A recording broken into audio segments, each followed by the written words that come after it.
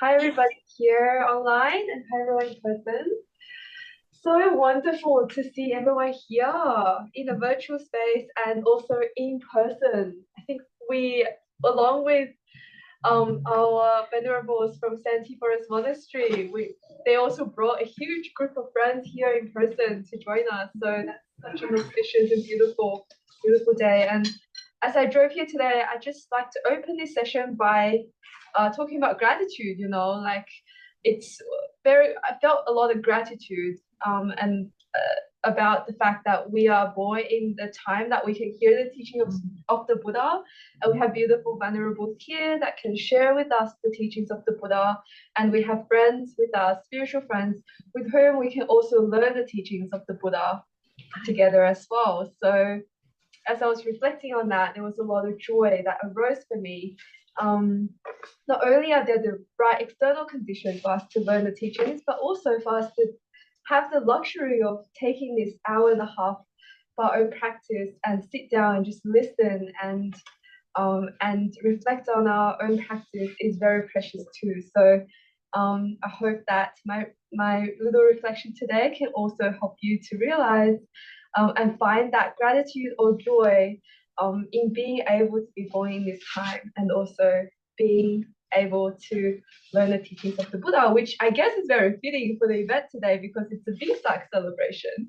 Today is actually on the Thai calendar, actual day for Vesak celebration. So we have venerables from the Santi Forest Monastery visiting us. So we have Ayya Niroda on the very left on the screen, and then Ayya Kārunikā and Ayya Analaya joining us. So thank you so much for joining us, venerables, and celebrating this day with Metta Center friends and everyone online and in person. So today, Ayya Kārunikā will be giving a talk about a rare but precious encounter. So a little bit about Ayya Kārunikā. She is currently the senior resident monastic at Santi Forest Monastery and has been in monastic life for over 12 years. She received her full ordination as a bhikkhuni in 2014 at Dhammasara Nuns Monastery in Western Australia, where she lived and trained for over a decade with Ajahn Hāsapaññā. She is also a student of Ajahn Brahm and Ajahn Brahmali.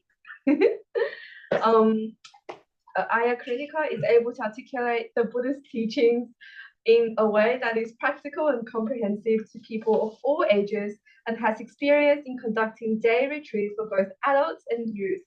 While she has a PhD in microbiology and worked as a scientist, she has also been the building project manager for the construction of Dhammasara main monastery complex and has worked with many volunteers over the years. Ayya Kārunikā was born in Sri Lanka but has been living and working in Australia for over 2 decades. She has a passion to share her experience and knowledge and loves working with people and also doing creative projects. Thank you for joining us, Ayya Kārunikā, to give us a talk. So today's session will start with a chanting session for chanting, and the chanting she's be provided to you on the screen as well as in English translation as well. And then after that, I will give a bit of a talk. And if we have more time, we'll do a question and answer. But if we don't, I guess, yeah, we'll end with a beautiful talk. Yeah, so over to you, Ayya. Okay, so we'll start with chanting. So please join us. We'll chant all together. Just give me 1 second. Sorry.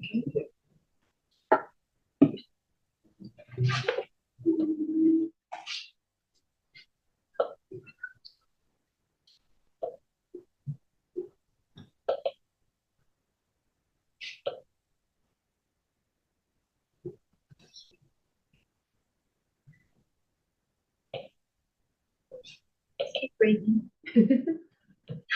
Also, I just chuckled a bit when I was introducing because Brooke messaged, we love an all-female group. So, I have to agree with that. It's beautiful to see, yeah, female monastics leading us in this session too. And for those who are online, you can actually see this on the screen. And for those who are here in person, you can just turn to your right and then you can have a look at the chanting. Okay, let's turn to some chanting. Namo tassa bhagavato arahato samma sambuddhassa.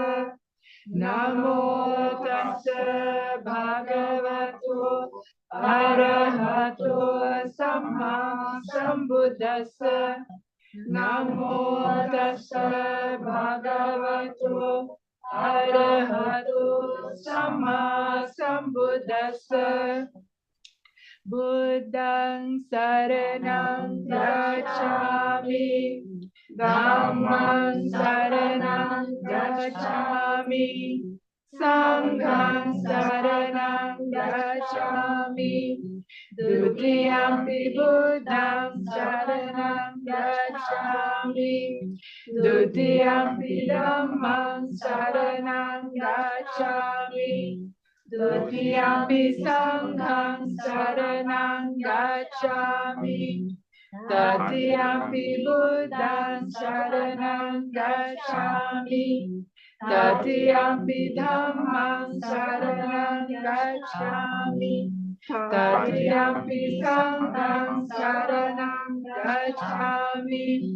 Iti piso bhagava arahang samma sambuddho Rija charana sampanno sugato lokavidu anuttaro purisa dhammasaraki satta deva manusana Buddho bhagavati swagato bhagavata dhammo sanditiko akariko ehipasiko opanaiko pachatam veditavo vinyuhiti supatipanno bhagavato savaka sangho Ujupatipanno bhagavato savaka sangho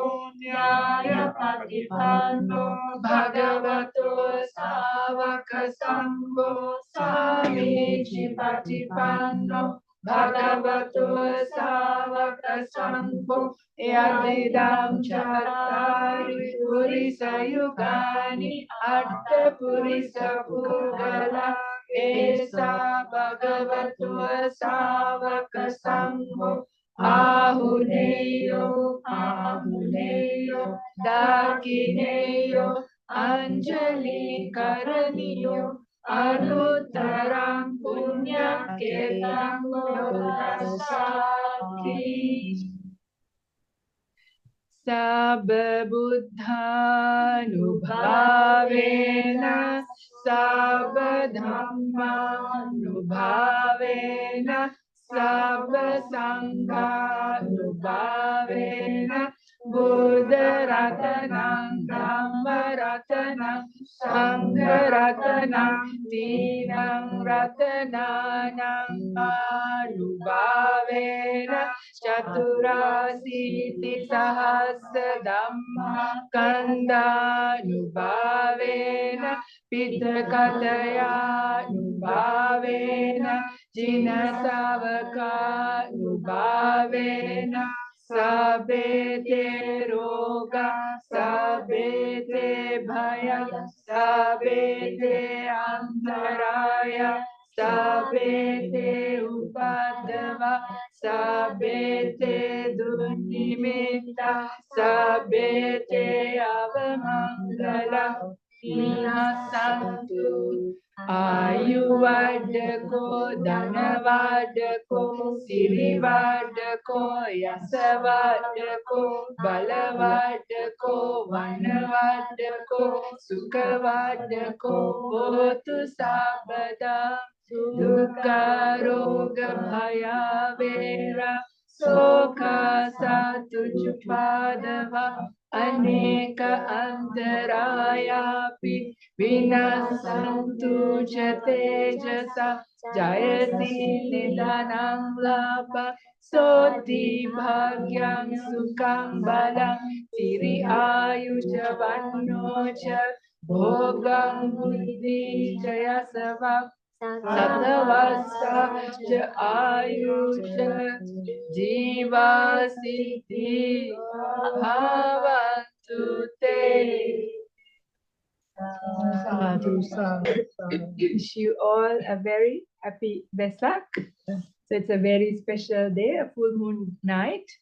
2,500 years ago, on a full moon night such as this, a very beautiful boy who was yet to become a great teacher to humanity was born. Also, another full moon night in the same month of a different year, this young man became the Buddha.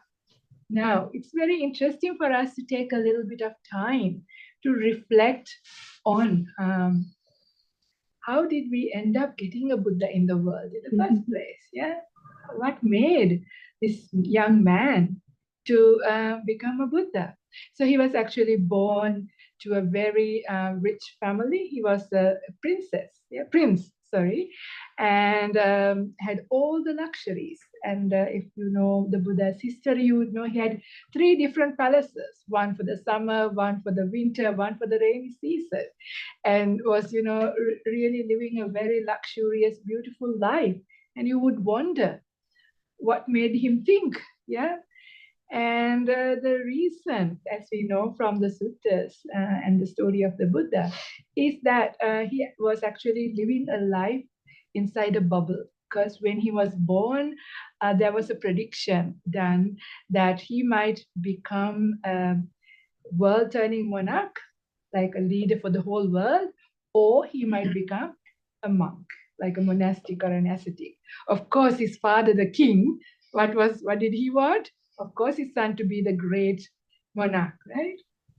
So he was very careful. So he didn't let this king, the prince lived inside a bubble with all luxury and all the beautiful sensual pleasures. But then, at some point in his life, he came to realize that, people, human beings do become old. And he realized, wow, old age doesn't seem like fun. Do you think like that? We see old people, yeah, but sometimes we forget that, right? That old age is actually a serious problem. Then he also realized that human beings get sick. And he realized, wow, getting sick is a problem. When I have a body, I get sick. Do you think like that? Well, when we are sick, we think like that, but when we get better, we forget all about it, isn't it? Again. And then he also realized, well, when we have a dead human body, we die. And that doesn't look like fun at all. Not for the people who die, also for the people who are left behind. Both parties, it's difficult. Separation from your loved ones is a difficulty. He realized these things and he thought that this is quite a serious problem. How many people in the world think like this?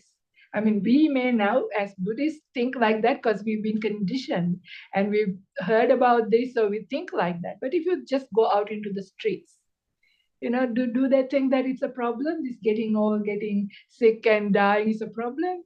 And that you really need to find a solution for this? We don't normally think. But this young man, he thought, I need to do something. How can I live a life of singing, dancing, music, and enjoy all of these things and day by day just live like this when there is a serious problem coming close to me every day? As I take a step, I'm taking a step towards old age, taking a step towards my death.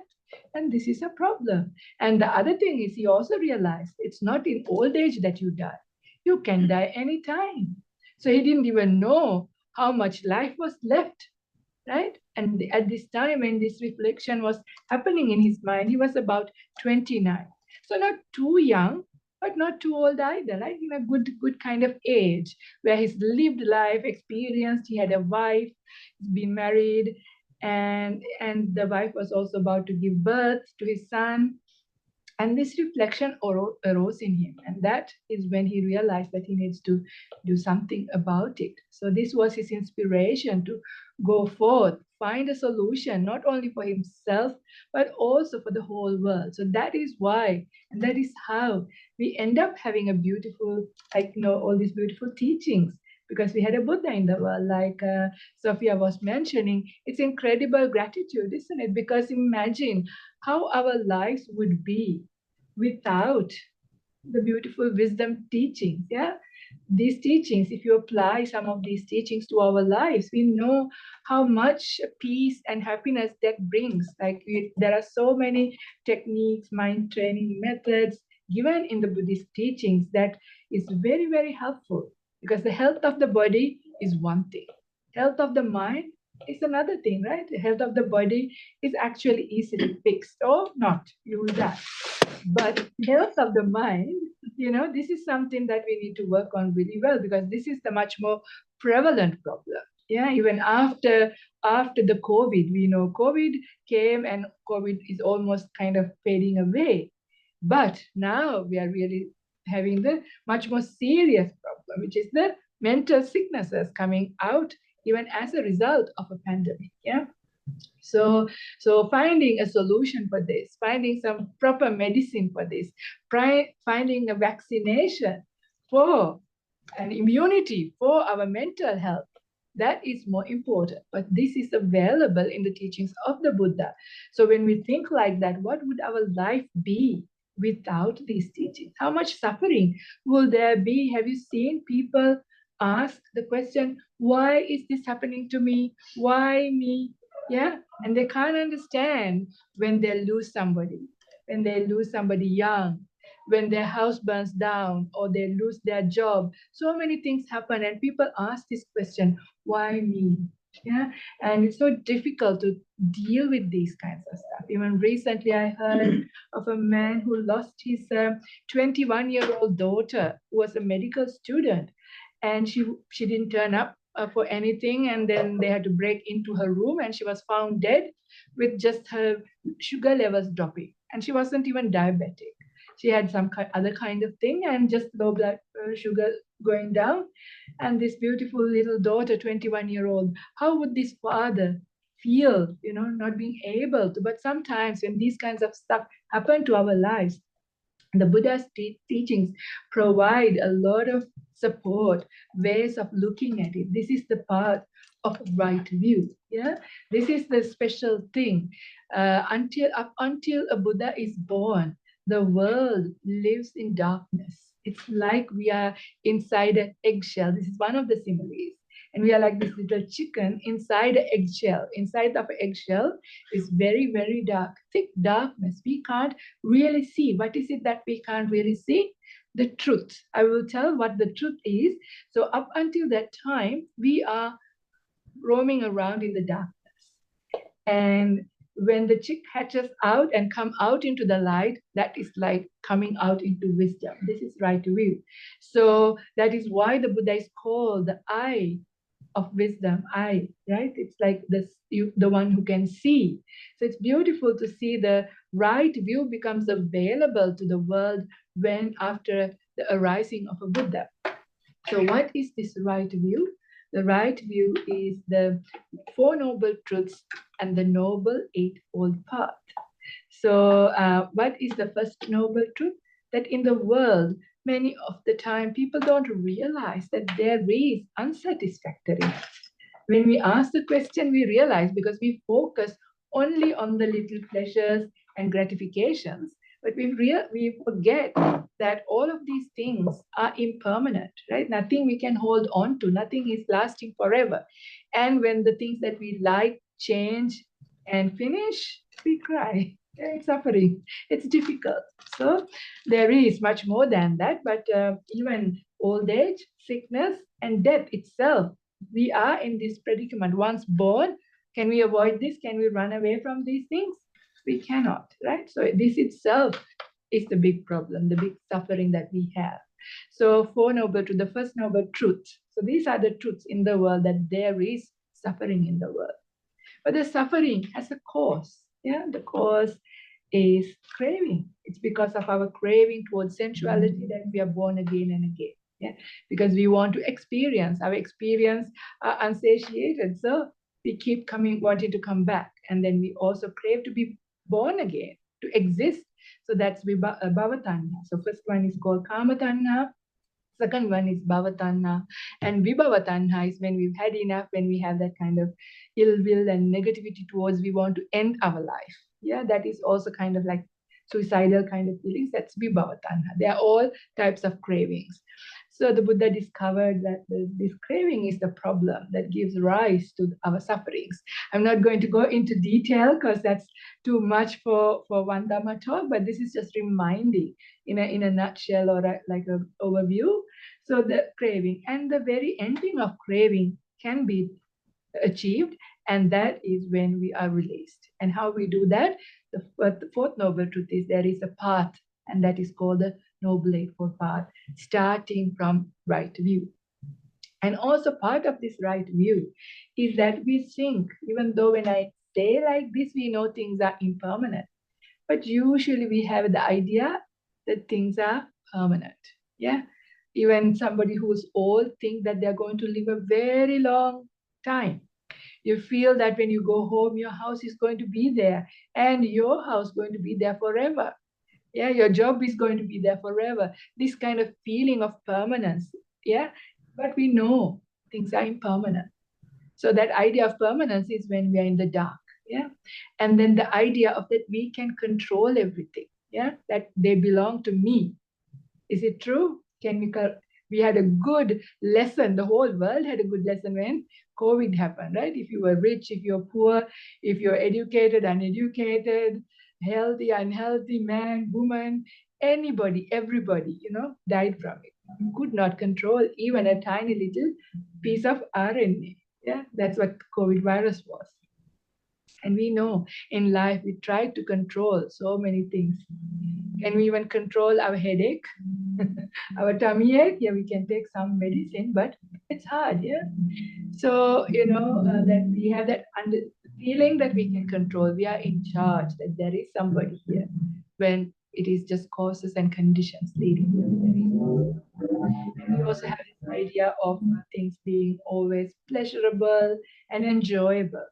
But we know in a given, in every day, do you have much more pleasure or suffering in a day?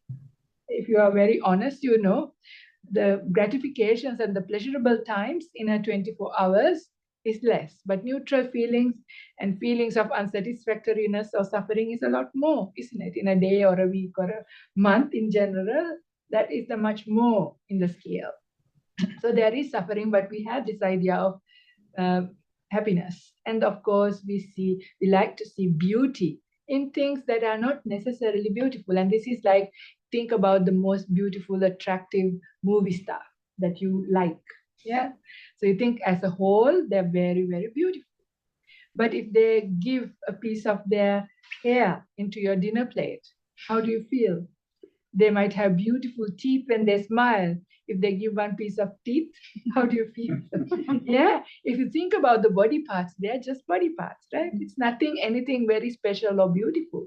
But taken as a whole, we feel and we are conditioned and to perceive beauty in what is not really beautiful. So these are the kind of darkness that we go along, and in that we are trying to seek for happiness, in where happiness really cannot be found in the sensual world. That doesn't mean there is no happiness. The whole path of the Dhamma, the beautiful path, is about ending suffering and heading towards happiness. So it's a path of happiness every stage. But it is so beautiful that we found this. Yeah, we have this accessible to us. And that is where we actually come across these beautiful feelings of gratitude. Now, to even make it more, just to see how often in our journey in samsara, that is this being born again and again and again in round of birth and death, how often do we come across the teachings of a Buddha? So there have been many Buddhas, not just one. So the Buddha actually looked back 91 eons. An eon is the time between two big bangs, so world expansion and contraction. And just to get an idea, I mean, now with science, you might be able to tell the figure with mathematics, but even if you see so many zeros to 10 to the power of whatever, it doesn't make any sense. But the way the Buddha explained this was very smart. He said, there were many similes. One of the simile was, if a cart is filled with mustard seeds, tiny little mustard seeds, you take one mustard seed out every 100 years.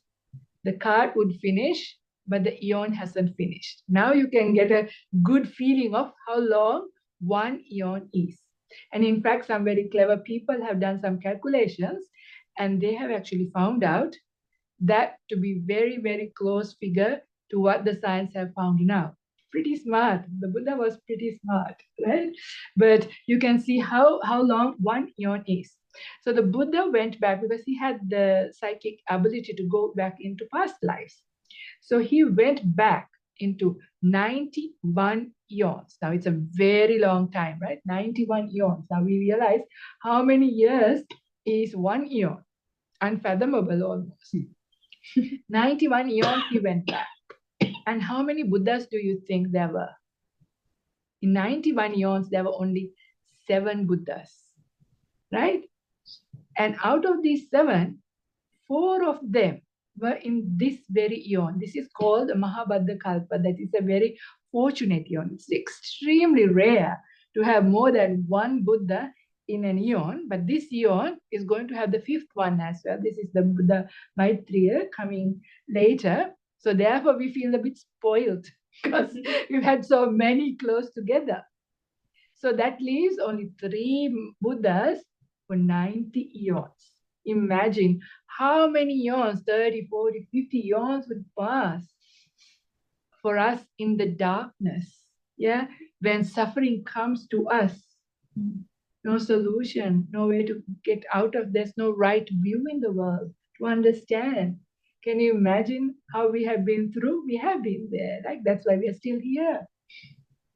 So when we realize now we have found these teachings, and the Buddha says the amount of time, the teaching that lasts in the world before like the world, not the whole world comes to an end, but there will be like mass extinctions and the Dhamma will disappear, the teachings will disappear from the world. The time period that the Dhamma is available to us, if you think about the time in whole samsara, like the time that takes for a lightning to happen. Very quick, right? Quicker than that. Lightning strikes like that. The time period is so short. But aren't we so lucky that we are now born at a time when these beautiful wisdom teachings are available to us? And our life is short. We don't know when we are going to die. So when we think in this way, what happens? We get motivated, we get inspired to want to put in effort, right, to make an end to this big problem. If you think there is a problem, like if there is suffering, to make an end, we cannot delay thinking. It's a delusion that thinks, I'll do this and then I'll do it. I'll do that and then I'll do it. But if you do like that, well, before we know it, it will be gone. And we don't know where we will be born and whether the teachings will be available to us. Yeah, in the modern times, because of internet and all that, we feel like, never mind, wherever we are born, I'm sure we'll find in the internet some Dhamma. But who knows which realm we are going to be born, yeah, and how long it's going to be. We don't know. So therefore, this is to arouse that sense of urgency, yeah, on this Vesak day, arousing a sense of urgency to really do this practice. And also, like the topic said, precious encounter. So this precious encounter is the teaching of the Buddha, the Dhamma. Yeah, that is our precious gift that we have received from this great human being. He was a human being. He was not like God or anything. He was just born like you and me. Yeah, and he took the human condition into its highest potential. And he also shows the way. So each one of us can also go through that process and reach the same place. Yeah. So this is what is so beautiful. So we can relate to this person because he was a human being.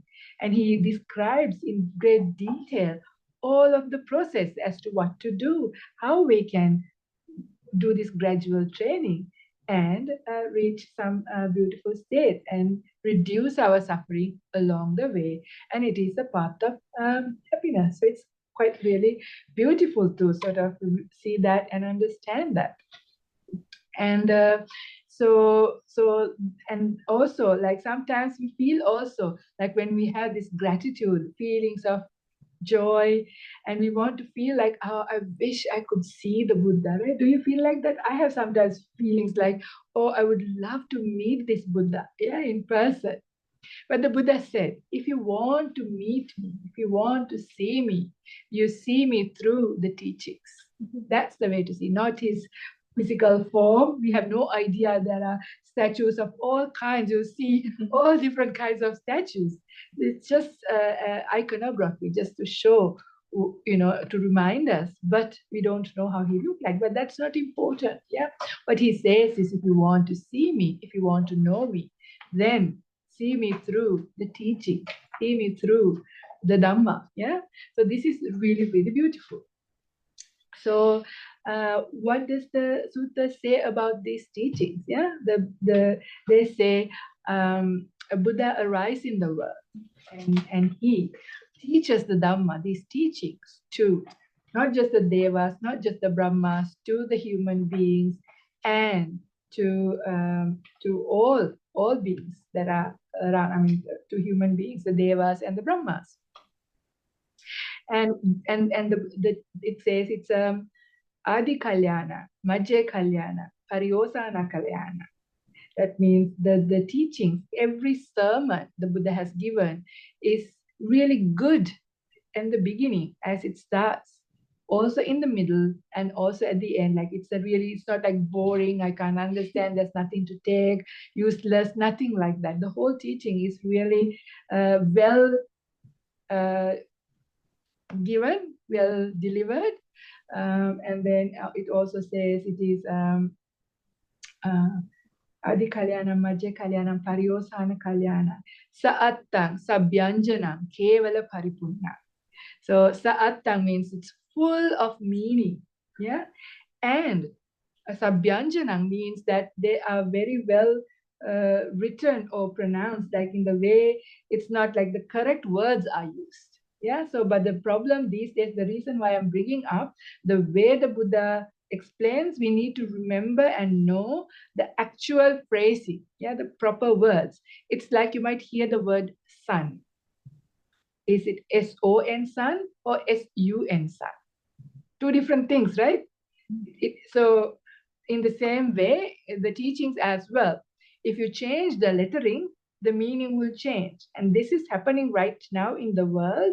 And this is such a disaster. That's why I'm bringing it up as well, because of the internet. People are listening to the teachings very widely. So be very careful. Yeah, you have to go back to the original teachings, because some people would change the words, like the lettering.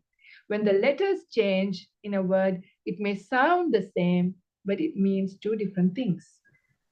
Yeah, so anicca and anicca, right? Two sounds, anicca or anicca, means two different things. Anicca means impermanent, anicca means non-desirable. Yeah, so meaning is different. So you can see how very easily, if people change the lettering, you would describe something else as the Dhamma, and this is happening. So also be aware of this as you listen, and go back and find out that the way the Buddha taught, they are perfectly given. The phrasing, everything is perfect, and it's pure. Yeah, Kevala Paripunang, it's complete and it is pure. And that is the kind of Dhamma, that the teachings that he has delivered. So they are very well, and you can see when you read and understand or listen to these teachings, the actual suttas, discourses, how beautiful they are. Yeah, it's easy to understand. It's not complicated. Even a 7-year-old can understand. At the time of the Buddha, even little kids as young as 7 got enlightened. Yeah, so we are all capable of understanding. Not very complicated. And so this is good to remember. This is the kind of teaching that he offered, not something that is really hidden. He never had taught with a closed fist. Yeah, it was very open. Whatever he knew, everything. He didn't keep some to himself or to his specialty students or anything like that. All of it was given open-handedly, like well given to all of us here.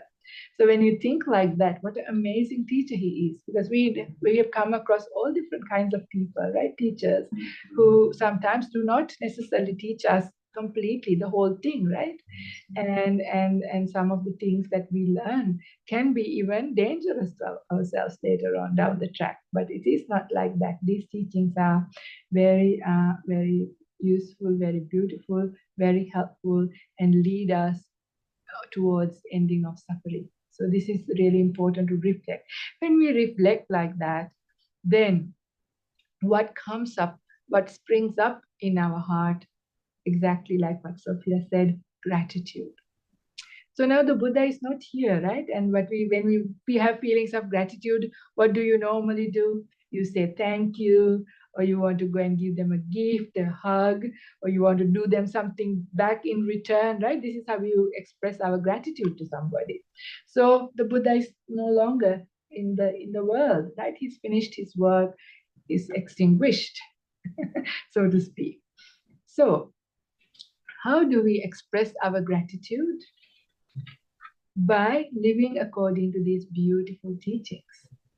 So during this Vesak, if you like, you can make a beautiful aspiration and a determination to really take up these teachings, yeah?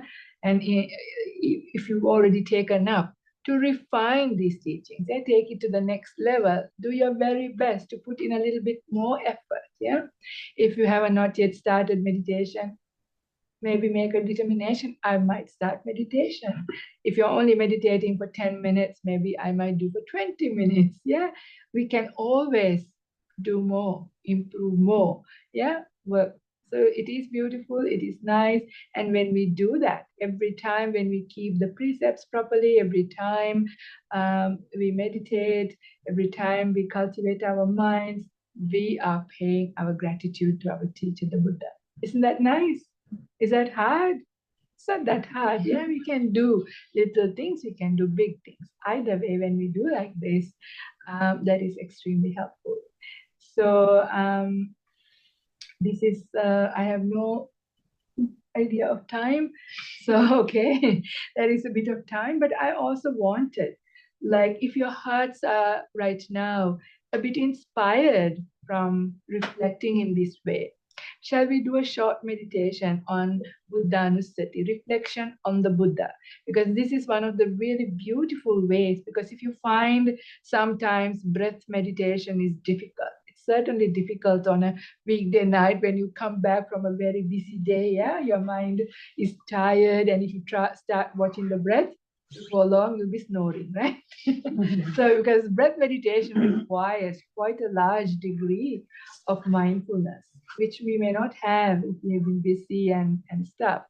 So, but Buddhanussati is a very, very good way that we can inspire ourselves. In fact, the Buddha says, if you're trying to do your main meditation, if you find the hindrances are coming up, that is, you're feeling sleepy, or you're feeling like lethargic, or anger is coming up, sensuality is coming up, worries, anxieties coming up, restless, whatever it is, if those things are coming up, the Buddha says, don't continue to push yourself towards that subtle meditation object. Instead, take up an object that is inspiring for you, yeah, inspiring object. And one of the inspiring objects is this Buddhanussati, yeah, a recollection of the Buddha, the qualities of the Buddha. It is traditionally done by all the 9 qualities. Actually, the Buddha has many, many qualities. The Buddha's qualities are infinite. That's how they say. But he took 9 qualities that are usually used. These are the ones that we chanted.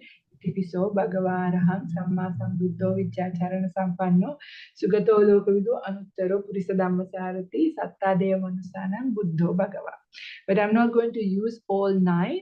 And I'm not even going to use one of the ones in the 9. I'm going to use a different one. And the Buddha was also a very compassionate being called Karunika. He was extremely, extremely compassionate. So I'm going to use that quality because many people are inspired about the Buddha also for his great kindness. Yeah, when you think about the Buddha, you think about somebody who's very peaceful, somebody who is extremely kind. So let's do a little bit of meditation. So maybe you can sit in a way that is comfortable. And also it's good to keep your upper body upright. That stops you from falling into sleep. And just take a few moments to just relax.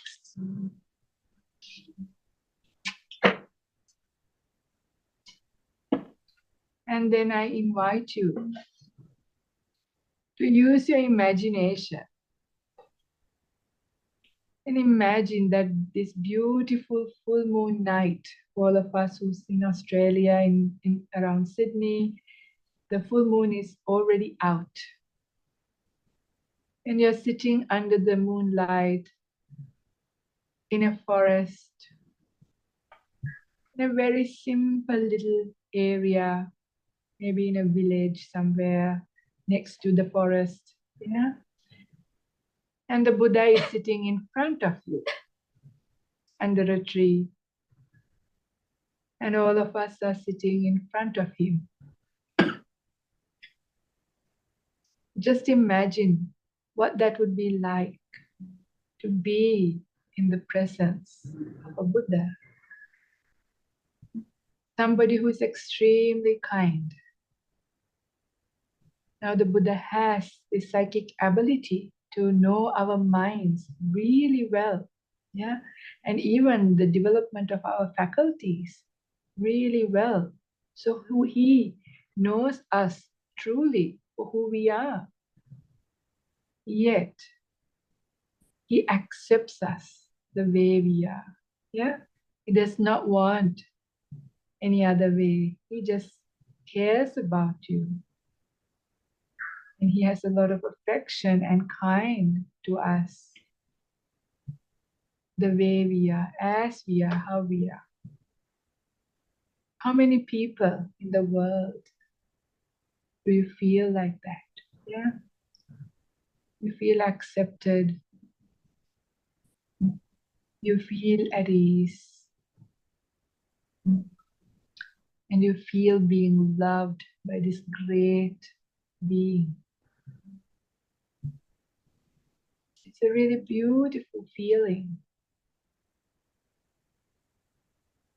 So imagine just rays of affection coming from his heart. And you are getting completely immersed in this beautiful light of affection coming from the Buddha.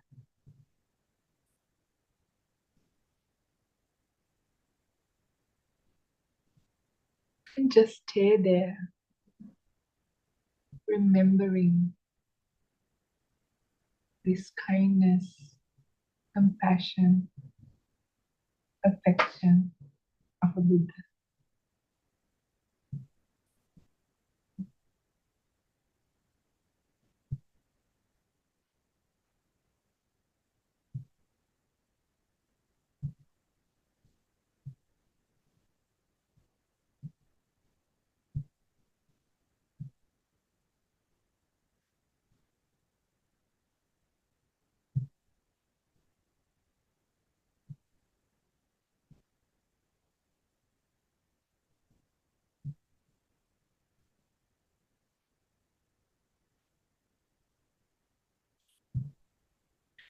Allow your whole body to relax and feel this affection spreading through your whole body.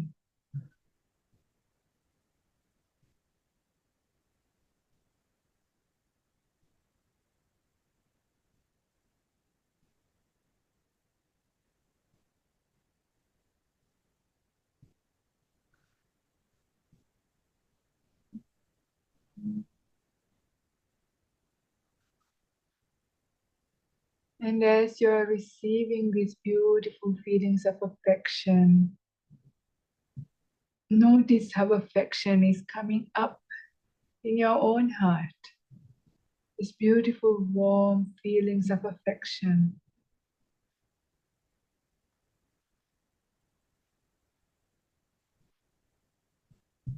And you can allow these feelings of affection to just spread out into the whole world.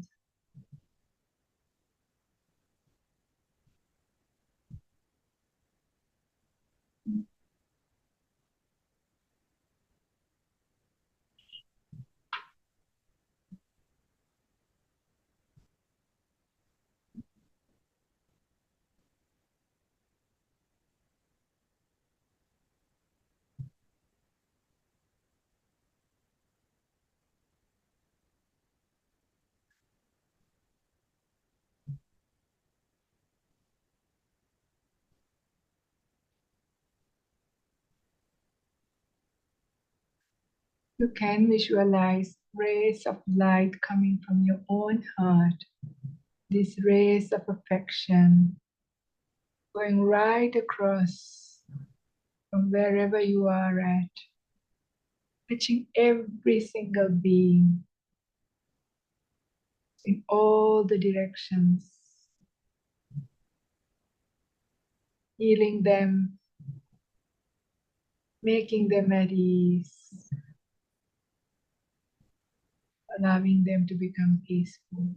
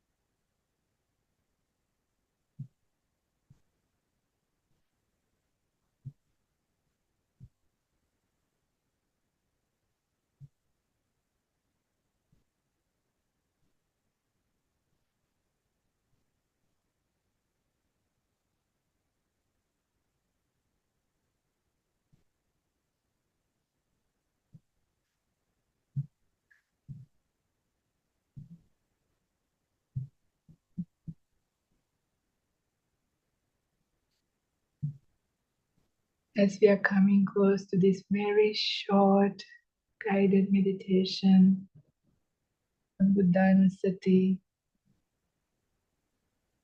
take a moment to see how you feel now. And look back from the time you came into this room to listen to Dhamma Talk,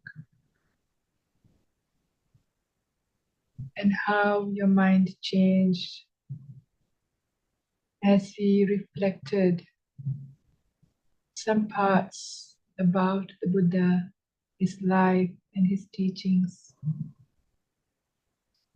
how precious they have been, bringing up a sense of gratitude towards the Buddha. And now, having done a little bit of meditation, if you became a little bit peaceful, we have shared our gratitude with our teacher for the beautiful gifts that we have received from him, for the many years we have heard these teachings and practiced.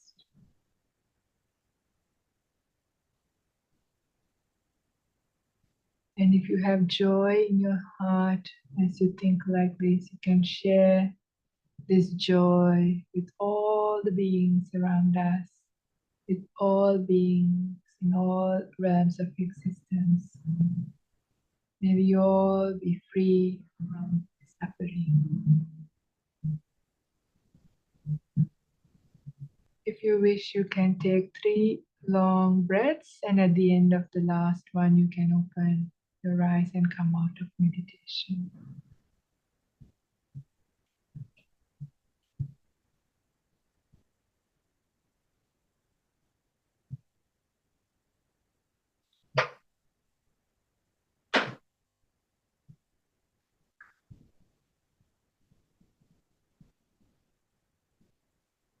Okay, happy Vesak, everybody, once again. And I invite you to say sadhu 3 times for a very brilliant and moving Dhamma talk of the Venerable. Sadhu. Sadhu. Whether we have time or not.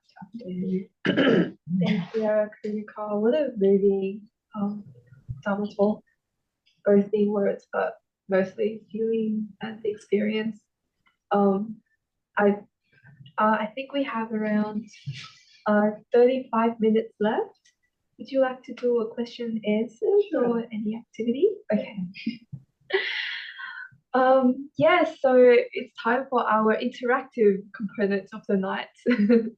So for those of you online, if you have any questions or comments, please feel free to post your questions in the chat. If you don't feel comfortable to share them with everyone, feel free to message them directly to me. And for those of you watching as well, you're very welcome to ask any questions to Ayya Kārunikā and all the other vendors too. Yeah. We do have someone who's typing up a question, I think. But I guess while we wait for questions, Ayya, I'll kick us off. So you mentioned that there was it 7 or 9 qualities of the Buddha we often reflect on, and we did kindness. What may be the other qualities that we can reflect on? Shall I just mention the 9 as well for those who are not familiar, and then also add some others? I can first of all give a sutta reference. I might not know the sutta number, but it is called Upali Sutta. It comes up in Majjhima Nikaya Middle End Discourses. And Upali was one of the, he was not a Buddhist, he was, I think, a Jain, I believe, or yeah. And then when he heard the teachings of the Buddha, he became so happy, so inspired. And he was quite good at coming up with verses on the spot. So on the spot, he chanted a large collection of suttas, which gives 100 qualities of the Buddha. So I will not remember off the top of my head the 100 qualities, but you can read. It's very inspiring. Yeah, it's beautiful. 100 qualities of the Buddha. But the Buddha's qualities are infinite. There's so many beautiful qualities. But let me just say the first 9 and maybe a few others that maybe you can join in to remind and say as well. So one of the first one called Arahant. Yeah, that's the first one. Arahant means he has ended, like he is an enlightened being, meaning that he has ended rebirth, he has ended all suffering, and he has ended all his mind is purified from all the defilements. After the outflowing have come to an end. So he is an Arahant. This is in brief. You can read like a whole chapter about this quality in great detail, but the basic meaning is he's a fully enlightened person. Samma Sambuddha means that he was self-awakened in the sense he did not have a teacher. He went to many, many teachers, but he was not satisfied. It wasn't enough. He realized I am still, even after practicing like that, I'm still not finished with this problem of birth, rebirth, old age, sickness, and death.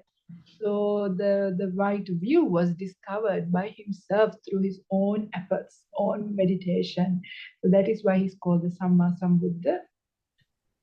Vijjacharana Sampanno is a quality that he had lots of knowledges. He was full, like with all the teachings that he's given is coming from his Vijjacharana quality. It's amazing when you hear some of these teachings.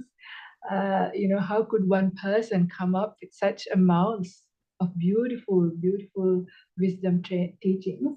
But also he had many psychic abilities as well. Incredible abilities, but he wasn't so happy about all the various things like flying from in the sky and sinking into the ocean, ground kind of thing, but he was most happy about his ability to teach people. Yeah, he was able to teach each and every person according to their faculties, in the sense wherever they were at, he was able to speak to each person. Yeah, that is a really beautiful psychic ability he had. So yeah, he had psychic abilities, and also he was very, very knowledgeable. He had very many ideas of wisdom. In fact, this is a good time to tell something that Bhante Sujato recently told me when we had the Vesak at the parliament, when we were having the chit chat. He was telling, "Oh, Venerable Karunika, this will blow your mind." I said, "Really? Tell me what's going to blow my mind." And he mentioned that somebody in his group has worked out, done some other maths. I already told you also about the size of the eon, how smart the Buddha was. And this was something else. So in one of the suttas, it's called the Rohitassa Sutta. You can look this up. I might not remember all the facts properly, but in general, there was this Rohitassa. I think he was a rishi, and he wanted to find the end of the world. And when he was a rishi or when he was a deva, I can't remember which, but he wanted to find the end of the world, but he was the fastest. He had the fastest psychic ability to travel really fast. And his speed was given with the size of a palm tree and its shadow and the flight of an arrow. Somehow the mathematics were given. So somebody was able to base, and then the distance of the India and how long he will take to cross the Indian continent. So these are all things that people can work out to calculate. And so this being went as far as it could, and it could not find the end of the world, and it died, and I think was born as a deva and came back to the Buddha and said that I was trying to do this because he was trying to look in the material world. But I'm not going to go into the sutta, but the fascinating part was when this person, one of Bhante Sujato's supporters, did the calculation. Guess what it came into? The calculation came into the speed of light. Yeah, it's incredible. Would that blow your mind? Yeah, exactly what we know from now, what the speed of light is. The calculation worked out to be exactly that, based on the things that he was given, the size of the palm tree and the arrow, flight of an arrow and the distance. They were able to, I can't tell the great detail because I can't remember, but this is how much knowledge he had. But he didn't speak about all the things that were not necessary. The only little things he says, out of all the things that I know, I only teach you. And he took a handful of leaves from the forest floor and said, this much. And the only things I'm teaching you is how to end suffering, because that's the only thing that is important. Who wants to know how many beings are there in the bottom of the ocean and how big is this and how far is that? That's not important, right? So this is how knowledgeable he is. Vidya Charana Sampanno Sugato. So he has arrived at the end of this path, this beautiful path, and completely extinguished. Yeah, Sugato. Loka Vidu, he knew everything about the three worlds, the Rupaloka, Arupaloka, and Kamaloka, but also how beings are born and depart from these worlds. So he knew everything about those worlds, but also Loka as in all the sense faculties as well. So Loka Vidu. Anuttaro Purisa Dhammasarati, he was able to tame every person who was tameable. Yeah, and there were some people who were not, and those were the beings who were in complete darkness. There were some beings who had such strong defilements that Dhamma would not penetrate through to them. So those were the untamable, but anybody else, whether they were a serial killer, whether they were like a yaka, like a demon, all of these beings, lots of them became Buddhist, became enlightened, or any stage of enlightenment. So it was quite beautiful to think like Anuttaro Purisa Dhammasarati and look at ourselves, our young lives, how stubborn people we were, right? All the things that we may have done. And look, where we are at by taking up the teachings. The teachings are so powerful, and we have seen in our lives people change 160 degrees. We have seen people who have done criminal acts change and even become monastics, yeah? And, so it's really beautiful to see Anuttara Purisa Dhammasarati. Satta Deva Manusana, and another very interesting quality. Satta means teacher of both gods and humans. So he not only taught human beings, he also taught celestial beings, devas, and there are many, many suttas. We recently had during Santi Vesak a very fun discussion telling deva stories, both in this type and in the suttas. Very fun to see, but he was the teacher of both humans and gods.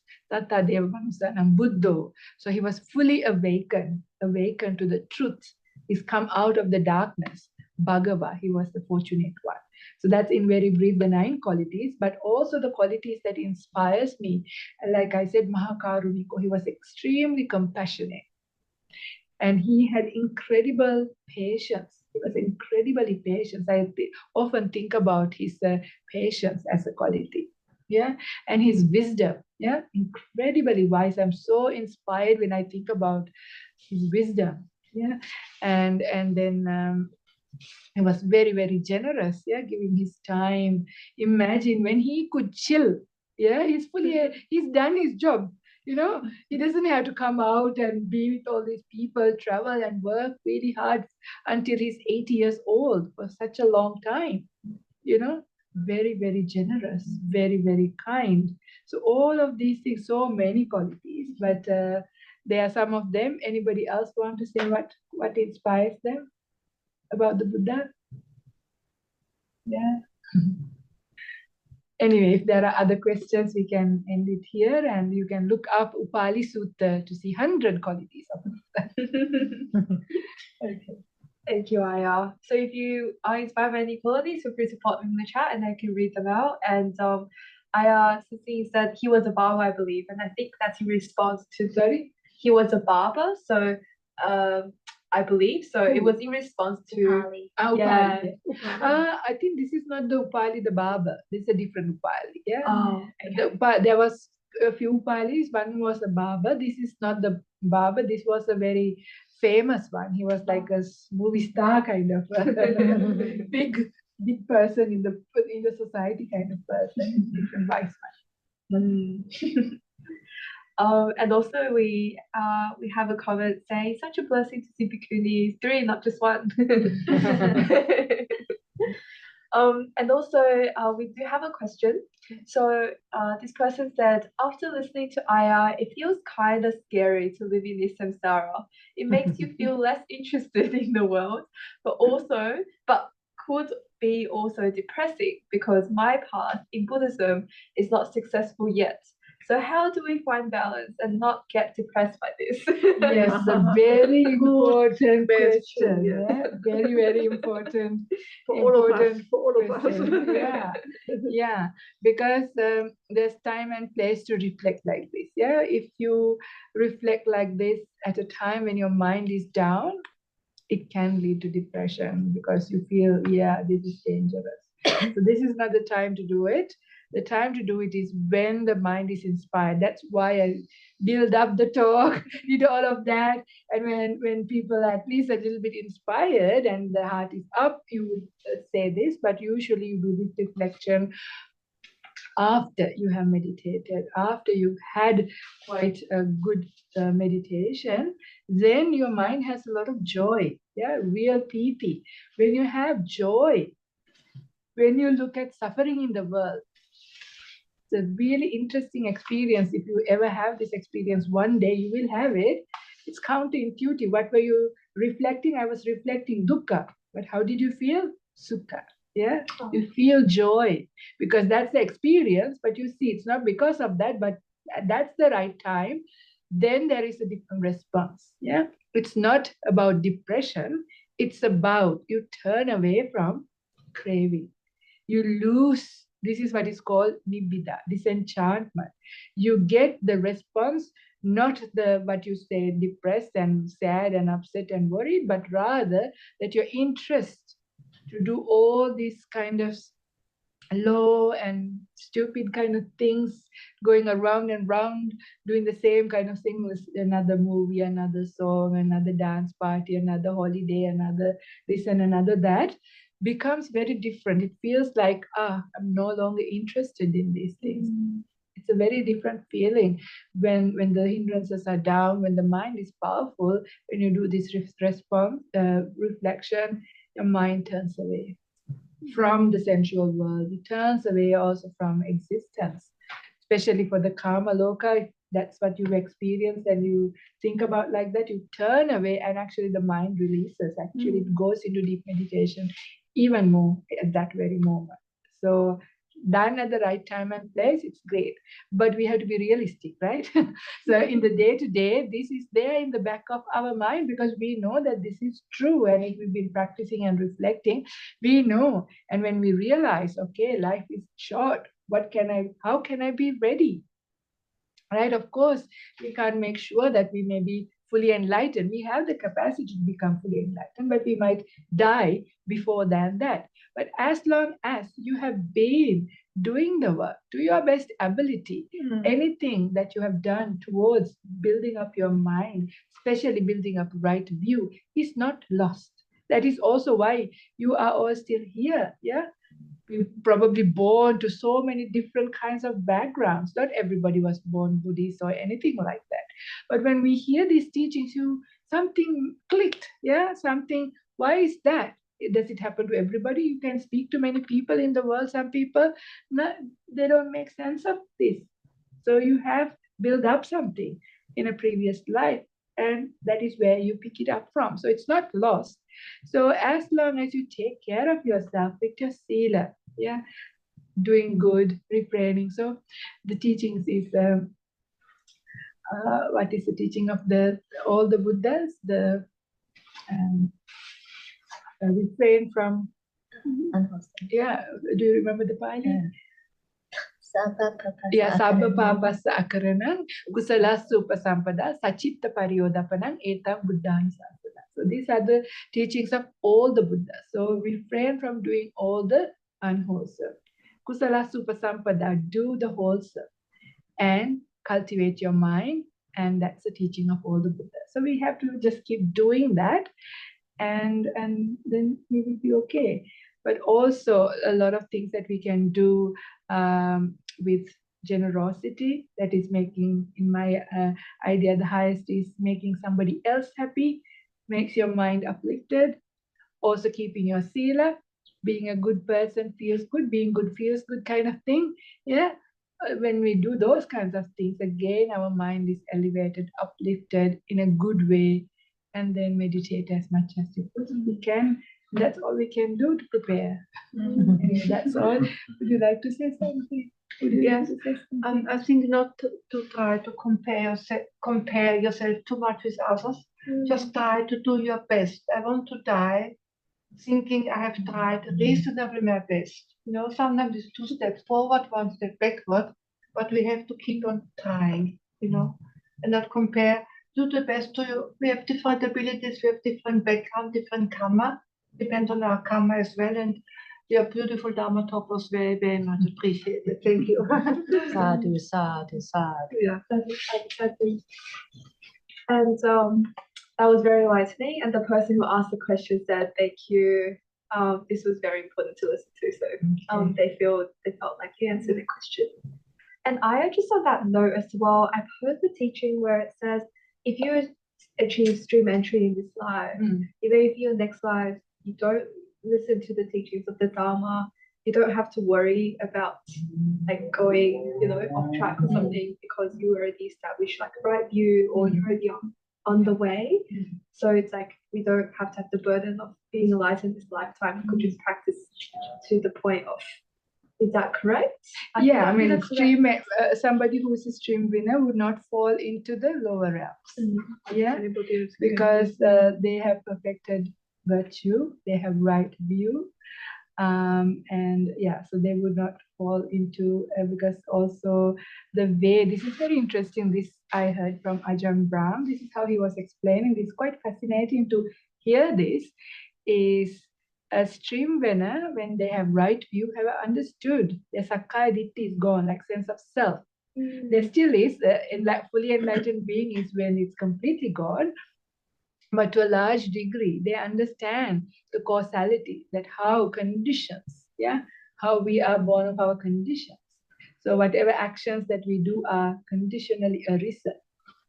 But when we have that sense of self, that is when we really punish ourselves. We feel guilty. We can't help it, right? If we are not enlightened, we have defilements in our mind. And when we don't have mindfulness, our defilements are very strong as well. And when we have a defiled mind and we have all the conditioning to do stupid things, each one of us have done. Oh, and each one of us will also do, depending on how developed we are, right? So these things happen. But if we really, really take so much and feel really bad personally and beat ourselves up, that is when that guilt is what we ourselves take ourselves down to the lower realms. But when we have the understanding of this conditionality, that doesn't mean you allow yourself to do all these things and continue that way, not at all. The important thing is you see it, so you accept it, you acknowledge it, and then you realize this is harmful. This is harmful for myself. This is harmful for others. Therefore, I need to put in the right kind of causes and conditions to change the cause into wholesome. So this is where mindfulness comes in, and also mindfulness helps us to navigate. But then you don't put yourself down into going down, because also you understand.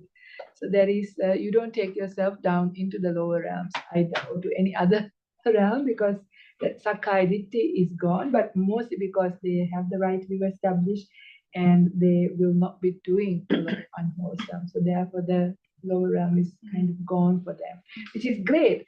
But even reaching first level of enlightenment, the stream entry, is not so easy. I mean, it's possible, people are there, so we can do it.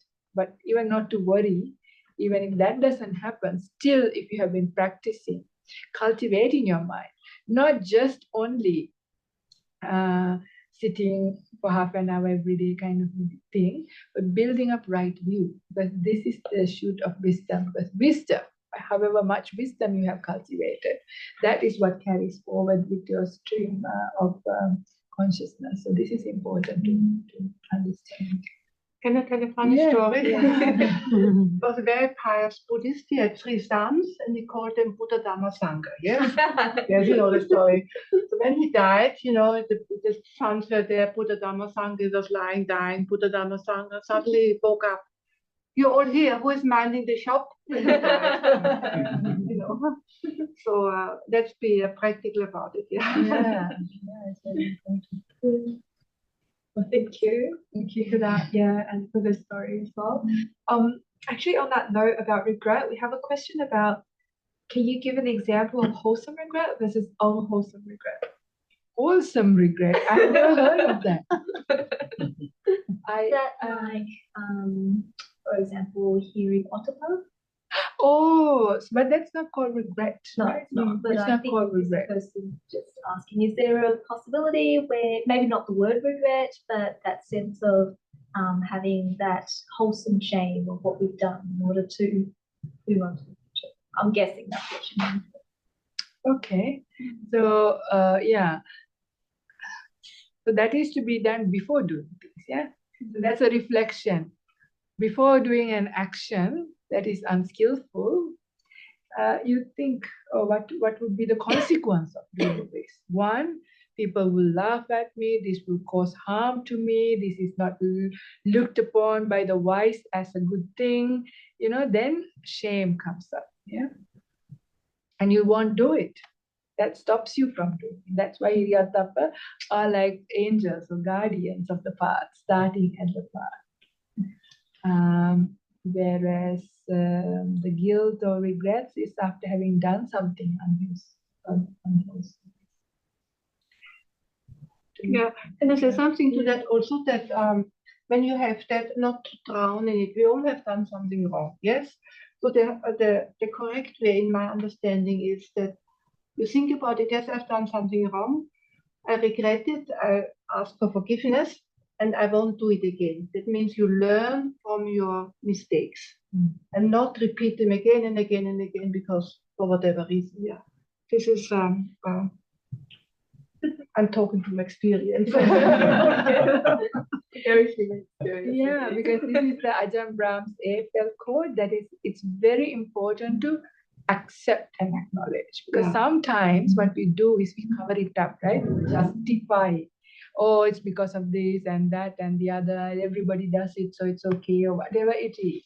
That is not helpful. So accept and acknowledge that what I did was not helpful, not skillful. It was harmful for myself and others. So acknowledging that is very important. Then seeing its danger, making a determination not to repeat is very important. This is where you let it go, yeah? So you then forgive yourself because you realize, though, that it came because of various conditioning. So that non-self aspect is coming there to forgive yourself. This is very important, right? After forgiving, then you let it go, yeah, because you understand that how it came about and that there is no point. And once you make a determination not to repeat the mistake, then you can let go the past. Whatever karma that is going to come from fruition as vipaka, well, there's not much you can do. You can, I mean, there's some things you can do in the sense you can do much wholesome to dilute it out. You can make up for your losses, things like that.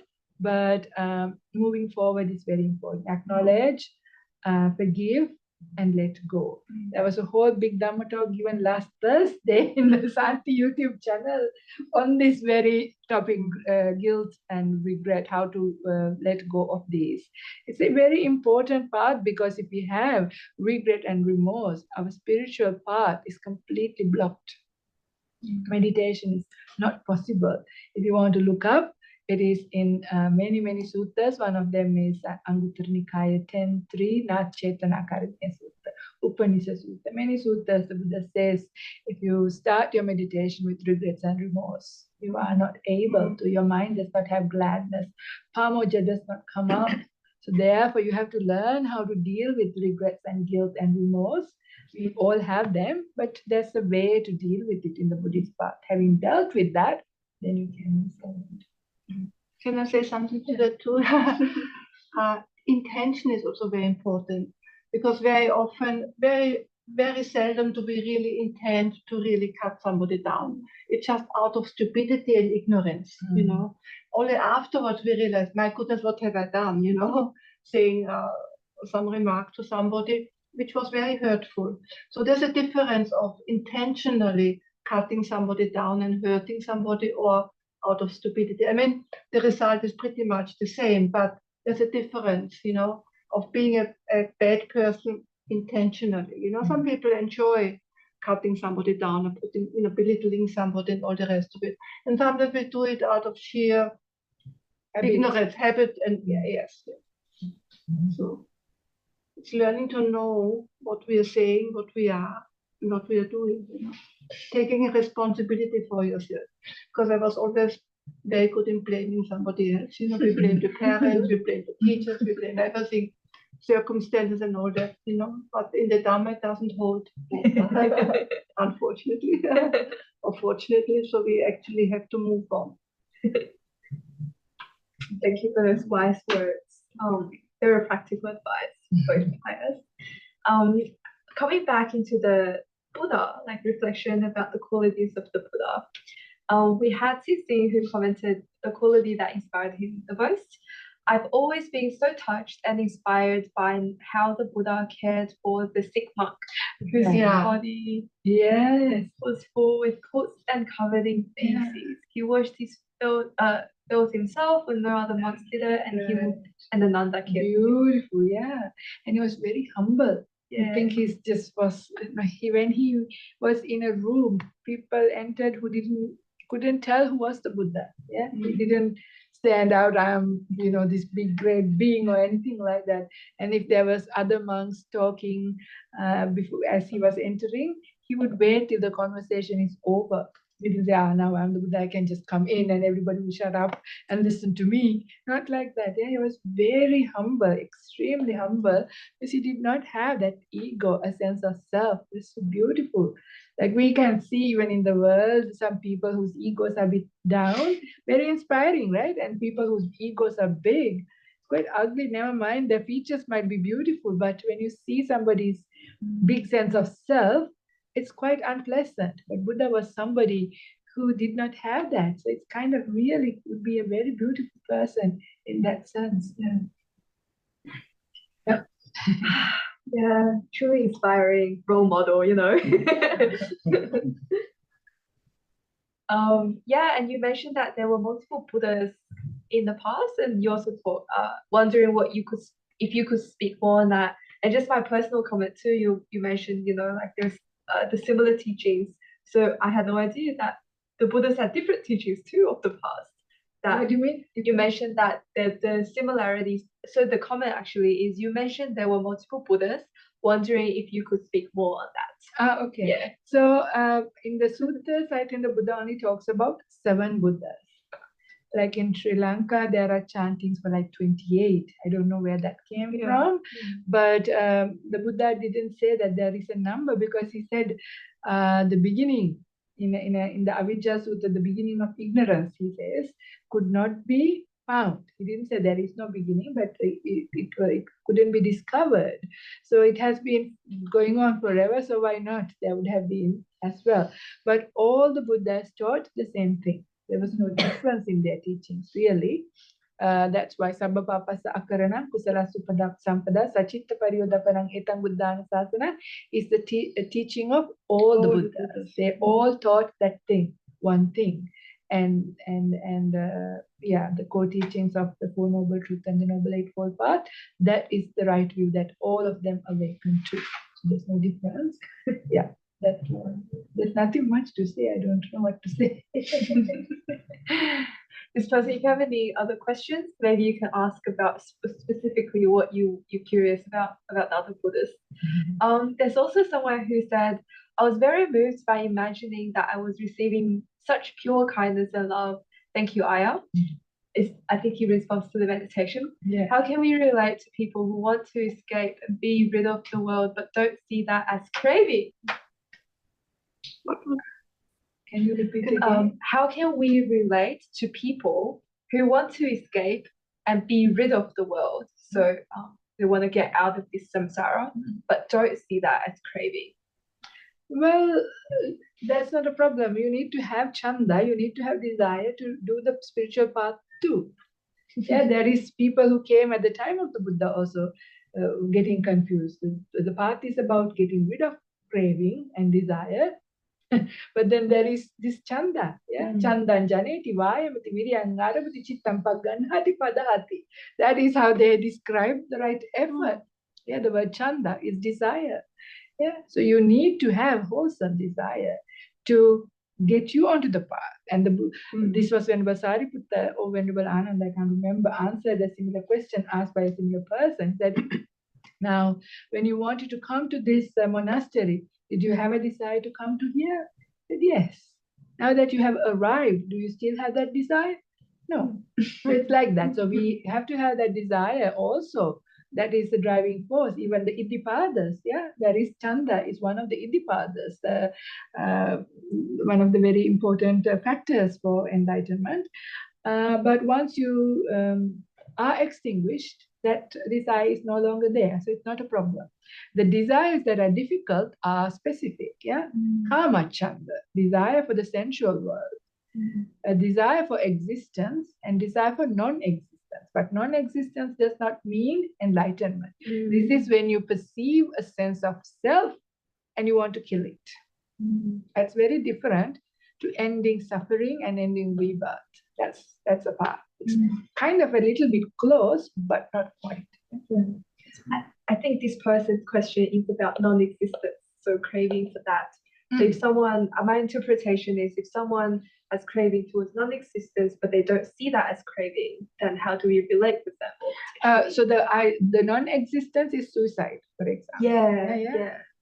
So that is not wholesome. The Buddha says that's not useful because, if you just kill yourself, you're born again. So your problems are not over, probably more. So that is not the right one. The what you are ending is suffering. And that is not just by killing this It's just a body. You get another one. Problems not finished. So yeah. Thank you, Ayya. Thank you so much. Is there any other questions? We've got Just a 1 quick minute. one. Like, Yeah. I'm looking at going into actual, like, becoming a bartender. So I was basically serving alcohol to people. Oh. I was just wondering, like, how that fits in with the right livelihood part of the Buddhist yeah, part in the respect very, of, like, you know, very just- bad news for you. It is actually specified. One of that's defined unwholesome, not livelihoods. Yeah, not samāji. Alcohol is not. So yeah, problem. Cool. No, I'm trying to get like stuff. Yeah. Alcohol, poison, Drugs. yeah, drugs and killing. all That's that, yes. given in the suttas as unwholesome livelihood, so not recommended. Yeah. Try and see whether you can find another one. There's so many jobs in the world. Terrible house too, right? Sorry? Well, barista, make coffee. Yes. Yes. That's better than alcohol. So what Just do you want? selling drinks. Yeah, no, I just wanted to sort of like, just sort of fit how that fits into the, Yeah. to the livelihood. Absolutely. Yeah. Not good, not recommended.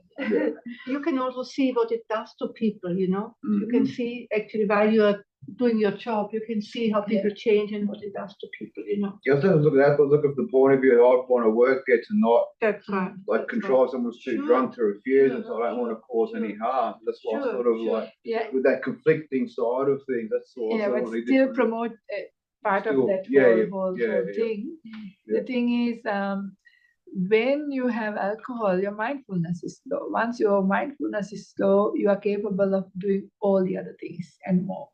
So Yeah, it's sort of causing great danger. karmas for Yeah. karma for those people to do either harm Yeah. themselves or harm someone Yeah. else. Yeah. They're trying to get away from a problem, but actually they're creating more of a problem for themselves. Yeah. Yeah, and you're for their sort of own creating, family. you're sort of Yeah, assisting them too, yeah. indirectly. Yeah. Absolutely, Yeah. absolutely. You Yeah. know, you can see the suffering there. Yeah. Actually, it's a very good job for a little while, you know, for you to really see what's going on in the world, the reality of the world.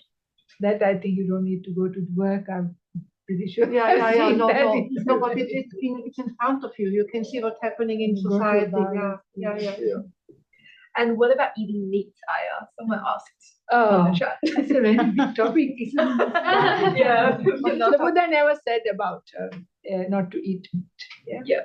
But the Buddha said is not to kill. That's a short answer. Yeah. Yeah, but not to harm. But up to you. What do you want to do? Personal If you choice, want any. to kill and eat, well, not recommended by the Buddha. But already dead meat is available. He didn't say not to eat. Yep. There you go, Annie. Hope that helps. And thank you so much, Ayya. Oh, thank you so much, Ayya, Nirodha. All of us here and the support here. Yeah. The three of us, yeah. So really appreciate this talk. Feel like it's a perfect talk, starting with like a reflection for inspiration, talk about the importance of our practice, and then a bit of experiential meditation that just brings up a lot of gratitude and joy and peace, and ending with the question and answer so we can answer all these interesting questions about from what about the past Buddhas to whether I can work in the bar. So what a beautiful session that really did a bit of everything on this awesome Vesak day. And thank you everyone for attending as well online and also in person. Hope this session was wonderful for all of you and also inspire you to practice and make a determination for this coming new year. We just want to also mention Ayya is from the three Ayyas are from Santi Forest Monastery, that's in Bandanoon, and it's a really beautiful place with beautiful energy. So if you haven't been, feel free to go visit. They also have a WhatsApp chat and regular Thursday talk sessions, so you can join them if you'd like. The link to the WhatsApp is on the chat if you're interested, and also if you're interested in person as well, just comment us, I guess us, Ayya or us. And Ayya does awesome Thursday talk sessions every Thursday. So if you didn't get enough today, there's more to come. And yeah, so before we finish off, Ayya, would you like to do a prayer or share your parents? Okay, sure. So in Pali, Whichever okay. Akasata ca bhummata devanaga mahidika punyam tang anumoditva chiram rakkantu loka sasanam. Akasata ca bhummata devanaga mahidika punyam tang anumoditva chiram rakkantu desanam. Akasata ca bhummata devanaga mahidika punyam tang anumoditva chiram rakkantu mam paranti ettavata ca ammehi sampadam punya sampadam sabbe deva anumodantu sabba sampatti siddhya ettavata ca ammehi sampadam punya sampadam sabbe bhuta anumodantu sabba sampatti siddhya ettavata ca ammehi sampadam punya sampadam sabbe satta anumodantu sabba sampatti siddhya idam me ñātīnaṁ hotu sukhita hontu ñātayo idam me ñātīnaṁ hotu sukhita hontu ñātayo ñātīnaṁ hotu sukhita hontu ñātayo. We'll also do in English. Through the goodness that arises from this practice, may my spiritual teachers and guides of great virtue, my mother, my father, and my relatives, the sun and the moon, and all virtuous leaders of the world, the highest gods and evil forces, celestial beings, guardian spirits of the earth, and the Lord of death, may those who are friendly, indifferent, or hostile, may all beings receive the blessings of my life. May they soon attain the threefold bliss and realize the deathless through the goodness that arises from my practice, and through this act of sharing, may all desires and attachments quickly cease, and all harmful states of mind, until I realize Nibbana in every kind of birth. May I have an upright mind, with mindfulness and wisdom, austerity and vigor. May the forces of delusion not take hold, nor weaken my resolve. The Buddha is my excellent refuge. Unsurpassed is the protection of the Dhamma. The solitary Buddha is my noble Lord. The Sangha is my supreme support. Through the supreme power of all this, may darkness and delusion be dispelled. Sadhu, Sadhu, sadhu, sadhu, and also our gratefulness for Metta Center has been going for many years and done enormous contribution. Yes. So I don't want to mention the names, yes, but it has started many years ago, and look what it has done, you know. So we're very honored to be invited by you, and we really enjoyed meeting you. sadhu, And it's a real honor to have 3 Bhikkhunis here on the day of Vesak to celebrate with all of us. We have a number of people online as well as in person, and the energy in this place is just incredible right now. Sorry to those online, you can't feel it, but maybe we'll send some over to you. But I just want to say thank you so much, and particularly to the Venerables. You've supported us for so many years with Metta Centre, and also Ayya Kārunikā. The moment you came here to Sydney, you've just been doing so much for the Buddhist community, and it's been an amazing honour to work with you with Ajahn Brahm's event and also other events for the union as well. So Thank you for the opportunity. It was a mutual benefit, a good symbiotic relationship, meeting many people. Thank you all, and all the friends. I see many friends online. Thank you for joining. Thank you, Ayya Kārunikā and Ayya and Alaya. So before we finish off, some Metta Center news. So come back next Wednesday on the 29th of the 5th. Sister Panya Siri will be discussing the mastery of Buddha's instructions from 7 to 8:30. We have the usual free meditation talk on Monday from 6:30 to 7:30. They're very interactive, so highly recommend. And also free yoga on Tuesday, 6:30 to 7:30. That will be in person. All of our talks will be in person and online, but the yoga will be in person. We also have a retreat coming up. So that's the Buddhist detox retreat from the 5th to the 7th of July. Our last retreat was booked out, so go and sign up soon if you want to join this retreat before it runs out. And then our pilgrimage. Sorry? It's a free by donation. Yes, it's a free by donation retreat, which means you donate however much you're willing and able to for the retreat. So yeah, see you there. And then pilgrimage to Sri Lanka, that will be in December to January, end of this year to early next year. And very exciting. We're going to be living in the monastery for 10 days and then traveling around Sri Lanka doing monastery hopping, which is kind of like bar hopping, but monastery hopping. Better karma. Yeah, you get better karma off it. So yeah, if you're interested, sign up, or you can ask us questions. And if you wish to join us on WhatsApp or mailing list, there's links in the chat. So yeah, with that in mind, thank you everyone for joining. Sophia, sorry, can I just make a quick announcement as well, everybody? So I promise I won't hold you up for much longer. But Ajahn Sadaro, many of you know him. He has requested us to spread the word if possible. He is conducting a study from Monash University. So if anybody is interested to participate in this project, please maybe just contact me. I can give you my number. So basically the project involves so this is for people who are familiar with meditation, but what he means by experienced meditators here, it doesn't mean that you need to be meditating regularly all the time, but basically if you are familiar with meditative practice and you've been doing this for quite some time, approximately 3 years, then you can join, you can participate in this project. So this is a research project on how practicing meditation influences interpersonal relationships. So maybe the best thing to do is, you've got the QR code here if you're interested. And he won't be able to run this project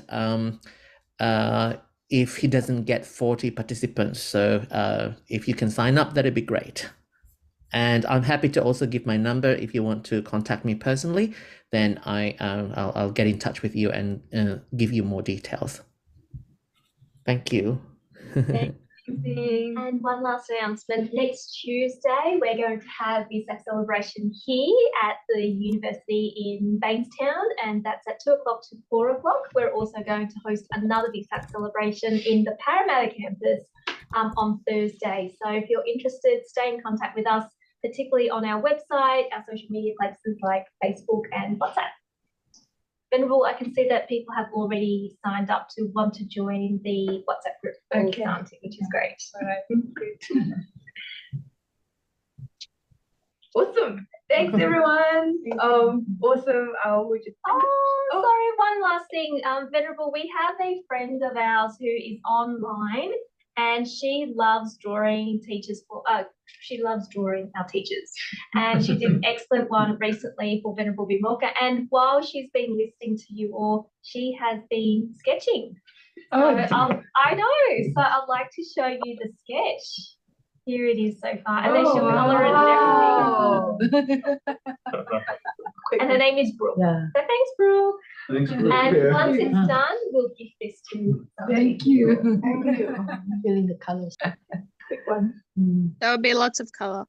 Thanks, Brooke. Awesome. Thanks, Brooke. Thanks, everyone. Thanks, Ting. All right. Thank you. Good night, everyone. Good night. Happy Vesak. Happy Vesak.